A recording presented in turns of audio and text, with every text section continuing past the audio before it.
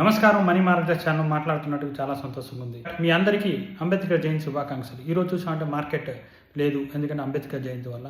కానీ ట్రంప్ ఏమో నేను బ్లాక్ చేస్తాను అని చెప్పి డిస్ట్రాయ్ చేస్తాను అని చెప్పిన ఇవాళ పీస్ స్టాక్ అవుతుందని. అంటే రోజుకు ఒక్కొక్క మాట్లాడుతున్నా, దాన్ని బట్టి మార్కెట్ నెగిటివ్గా ఉంటుంది, పాజిటివ్గా ఉంటుంది అవుతుంది. కానీ ఓవరాల్గా చూసామంటే ఇరాన్ దానికి ఏంటి ఒప్పుకోవడం లేదు. ఈయన డైరెక్ట్గా China and Russia also attack చేస్తా అని చెప్తున్నట్టుగా ఉంది. సో ఈ విషయంలో చూసామంటే మన క్యాపిటల్ ప్రొటెక్ట్ చేయడం మస్ట్ అవుతుంది.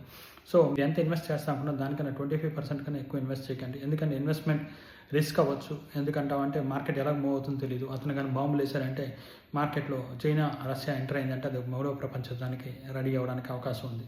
సో అంతకు అవ్వదు అనుకుంటున్నాను, బట్ అవ్వడానికి అవకాశాలు చాలా ఎక్కువ ఉన్నాయి. అయిందంటే మార్కెట్ చాలా ఘోరంగా పడుతుంది. పడినప్పుడు ఏమో మనం ఏం చేస్తాం మనకే తెలియదు. దాంతో నేను చూసానంటే క్రూడ్ ఆయిల్ ప్రైస్ ఏమో $130 వరకు వెళ్ళింది.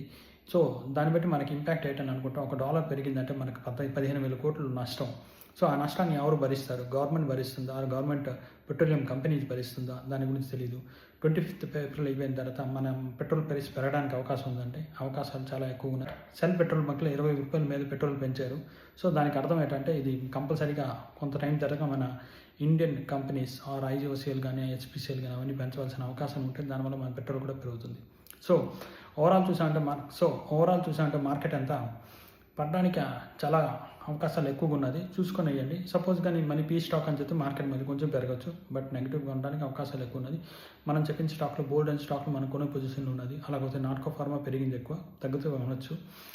ఇండస్ఇండ్ బ్యాంక్ కొనే పొజిషన్లో ఉంది. అలాగే ఐడిఎఫ్సి బ్యాంక్ కూడా. దాని తర్వాత హిందుస్థాన్ కాపర్ అది కూడా కొనడానికి ఉంది. దాని తర్వాత బంధన్ బ్యాంక్ 160 ఎంత ఉన్నది, అది కొనడానికి అవకాశాలు ఉన్నది.